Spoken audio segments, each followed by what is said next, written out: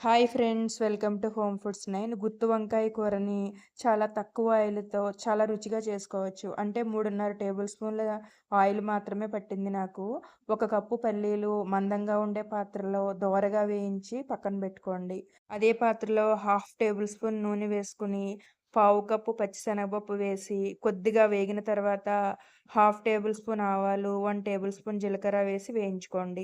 ఇవి దోరగా వేగిన తర్వాత 10-12 ఎండుమిర్చి వేసుకొని గట్టిపడే వరకు వేయించుకోండి. హాఫ్ టేబుల్ స్పూన్ ఇంగువ వేసి స్టవ్ ఆఫ్ చేసేసుకోండి. ఇప్పుడు మసాలా కోసం 2 ఇంచుల దాల్చిన చెక్క, 4, 5 లవంగాలు వేసి పక్కన పెట్టుకోండి. ఇప్పుడు సుమారు ఒక హాఫ్ కిలో వంకాయల్ని బాగా కడిగి నీళ్లు పోసి ఉప్పు వేసి పక్కన పెట్టుకోవాలి.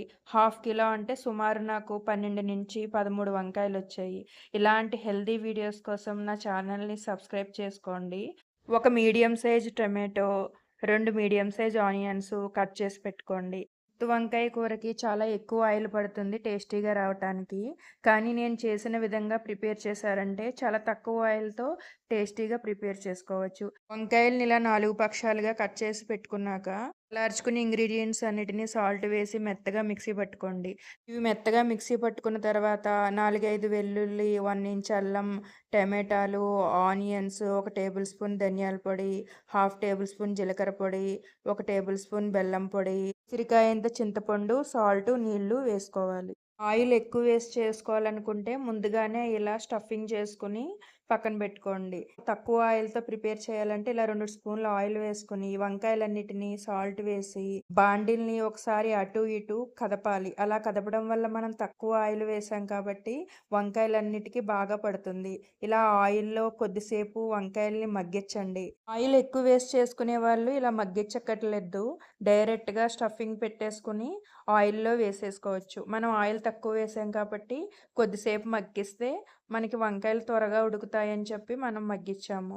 ఇలా వంకాయలన్నిటిలోకి స్టఫింగ్ పెట్టుకున్నాక ఇంకొక హాఫ్ టేబుల్ స్పూన్ నుంచి 1 టేబుల్ స్పూన్ ఆయిల్ వేసుకొని, జీలకర్ర, కరివేపాకు వేసుకొని వంకాయలన్నిటిని ఆర్డర్‌లో పేర్చుకోవాలి. ఆర్డర్‌లో పేర్చుకుని లో ఫ్లేమ్‌లో మగ్గించుకోవాలి. కొంచెం టైం ఎక్కువ పడుతుంది కానీ ఇలా లో ఫ్లేమ్‌లో మగ్గించటం వల్ల కూర చాలా టేస్టీగా వస్తుంది.